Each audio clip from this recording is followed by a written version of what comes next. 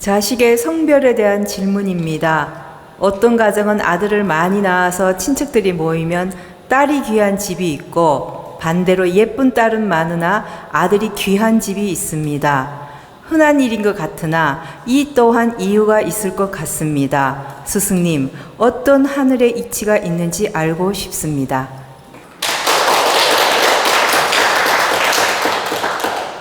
아들만 주로 많이 낳고 아들이 성한 집이 있고 딸이 많고 딸이 성한 집이 있는데, 이것은 근본을 들여다보면 청룡이 좋은데 산소를 쓴 집안들은 주로 아들들이 많이 태어납니다.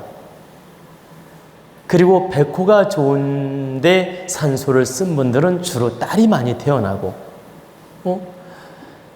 그리고 이제 그 조상 뼈대라 그러죠.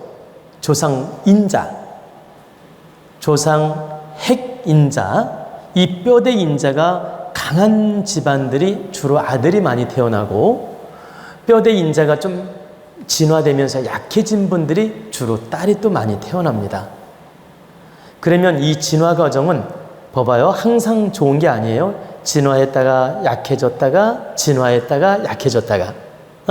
그러면 진화가 될 때는 아들로 주로 많이 태어나고, 약해질 때는 딸로 태어나고, 또 진화가 막 될 때는 아들로 태어나고, 이렇게 진화 과정에 있는 집은 주로 아들, 조금 그 기운이 약해지는 쪽으로 갈 때는 딸이 많이 태어나는 거죠. 우리가 주로 딸이 많이 태어나는 것은 바로 조상님의 어떤 산소 영향이 가장 비중이 크다고 볼 수 있고, 또 부모의 어떤 유전적 기운, 핵 에너지 정자 기운, 이 기운이 진화하고 있느냐 좀 약해지고 있느냐에 따라서 달라지는 경우도 있다. 그래서 이것은 과학적으로 하나하나 분석을 하면 지금 제가 말씀드린 게 맞습니다. 근데 여러분들이 또 하나 알아둬야 될 건, 사주에 내가 어느 시대에 어떤 여자랑 결혼해서 낳느냐에 따라 또 한 번 기운이 바뀌는 경우가 있어요. 왜 그러냐면, 내 에너지를 강하게 보강해주는 여자를 만나면 그 에너지가 양기로 흐르면서 아들이 태어나고, 내 에너지가 아들 기운인데 부인 기운은 궁합적으로 딸 기운이에요. 그러면서 둘이 만났는데 궁합적으로 음기로 흐를 때 또 딸이 태어납니다. 근데 내 양기를 강하게 도와주는 쪽으로 가면 아들이 태어나고, 또 남자 사주에 딸이 강하게 들어있고 아들이 좀 귀한데, 여자가 양기가 강해, 아들 쪽으로 강하면 이 양기를 도와주면서 아들로 태어나는 경우가 있고, 또 팔자에 그 음양이 있잖아요. 양기가 들어오는 해 아기를 낳으면 아들을 낳는 경우가 있고, 음기가 들어오는 때 낳으면 또 딸을 낳는 경우도 있다. 그래서 이것은 한 가지로 단정지어 말할 수가 없다는 뜻입니다. 자, 1차 조상 산소 에너지, 2차 그 유전적 핵 에너지 상승 곡선이냐 진화 과정이냐 약간 약해지는 과정이냐, 이런 거에 따라서 2차, 또 부모가 그러니까 배우자가 나한테 어느 시점에 만나서 양기를 충만하게 하느냐 음기를 충만하게 하느냐에 따라서 음양이 바뀌는 경우가 있다. 내가 여자를 만나서 결혼했는데 내 기운이 이 여자를 만나서 음기로 변할 수도 있고 양기로 변할 수 있다는 뜻이에요. 그리고 연도에 따라 양기가 강해질 때도 있고 음기가 강해질 때도 있고, 요거에 따라서 음양이 달라지는 경우도 있다.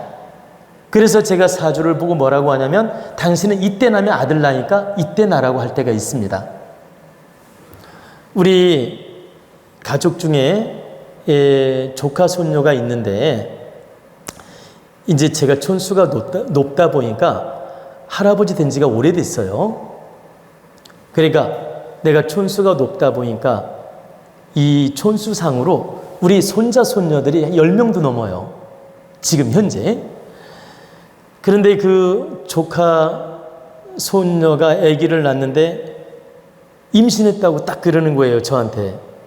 전화가 왔어요.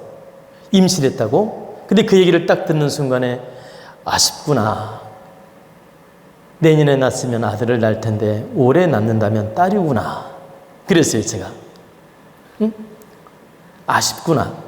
왜 아쉽다고 했냐면 첫째가 딸이었어요.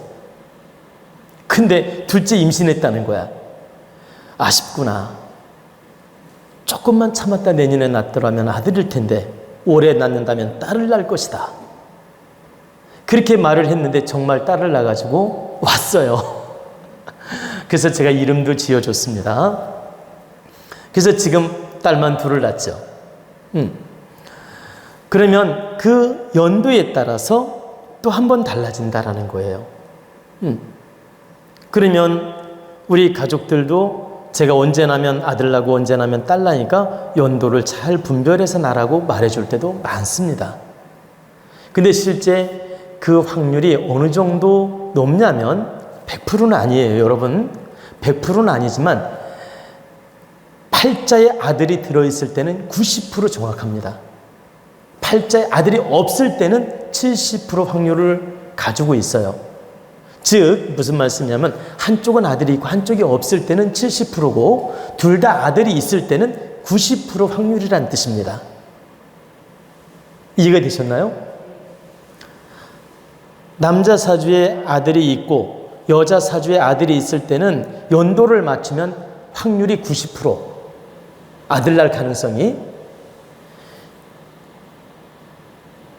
그러니까 남자는 아들이 귀하고 딸은 아들이 있어요. 그러니까 딸이 아니라 여자는, 아들은 자꾸 아들이라고 하니까 헷갈리니까, 신랑은 아들이 귀하고 신부는 아들이 좋아. 남자는 아들이 귀하고 여자는 아들궁이 좋아. 그런 경우에 연도를 맞추면 아들을 낳는다 이 뜻입니다. 근데 둘 다 아들이 강하게 있을 때는 90% 확률이에요. 근데 둘 다 아들이 없어. 아예. 그런 경우는 연도를 맞춘다 해도 확률이 50%밖에 안 된다. 근데 둘 다 아들이 없는데도 그 연도를 잘 맞추고 정성을 쏟으면 그 확률은 50% 이상이 될 수 있습니다. 그래서 여러분들이 이 아들이 좋다, 딸이 나쁘다 이 개념으로 말하는 게 아니니까 오해하지 마십시오. 이런 건 아닙니다. 딸이 좋고 아들이 나쁘다는 뜻도 아니고 아들이 좋고 또 딸이 나쁘다는 뜻도 아니에요. 단 아들이 승한 집안이 있고 딸이 승한 집안이 있는데 바로 이런 원리에 의해서 나타나는 현상이 있다. 그리고 부부 궁합에서도 나타나는 현상이 있다.